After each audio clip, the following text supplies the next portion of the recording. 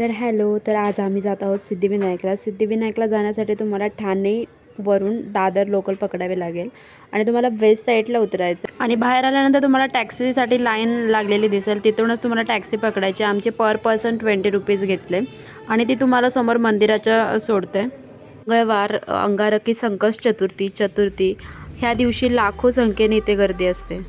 तर आम्ही आलो होतो गुरुवारी, त्यामुळे आम्हाला जास्त गर्दी नाही भेटली.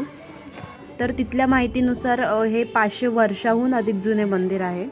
तर असेही बोलले जाते की तिथे राहत असलेले श्री रामकृष्ण जांभेकर महाराज ज्यावेळी अक्कलकोट श्री स्वामी समर्थांच्या दर्शनात जात होते, तेव्हा श्री स्वामी समर्थ समाधीतून बाहेर येऊन त्यांना भेटत होते. आई मुलाची तळमळीने वाट पाहते. आपले मूल भेटल्यावर तिला जसा आनंद होतो तसे प्रेम श्री स्वामी समर्थांचे श्री रामकृष्ण जांभेकर महाराजांवर होते. तर अशाच एका रात्री श्री जांभेकर महाराज झाडाखाली बसले होते. तेव्हा श्री स्वामी समर्थांनी विचारले की रामकृष्ण तुला काय हवे. तर त्याच वेळी श्री जांभेकरांनी स्वतःसाठी काही न मागता श्री स्वामी समर्थांना सांगितले की तुम्हाला काय द्यायचे असेल तर माझ्या सिद्धिविनायकाला वैभव द्या.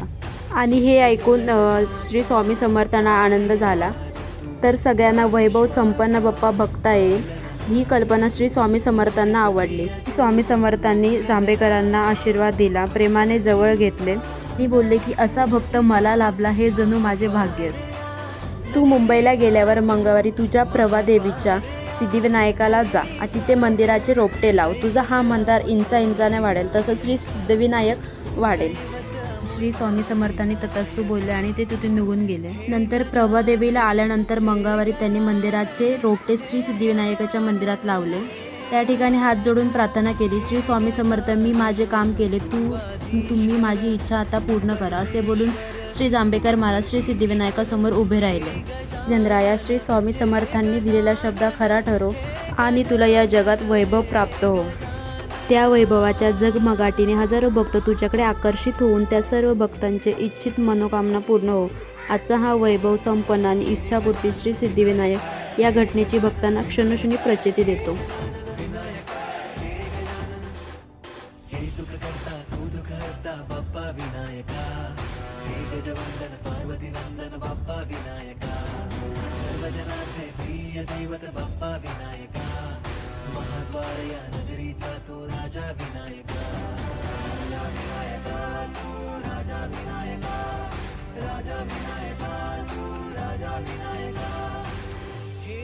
आणि इथेच बाजूला हनुमानांचं पण मंदिर आहे, तिथे आम्ही दर्शन घेऊन आता आम्ही निघालोय. इथून आता आम्ही जाणार आहे महालक्ष्मीला. तर इथून आम्ही कसे गेलो, किती खर्च आला ते आता तुम्हाला नेक्स्ट ब्लॉगमध्ये समजेल.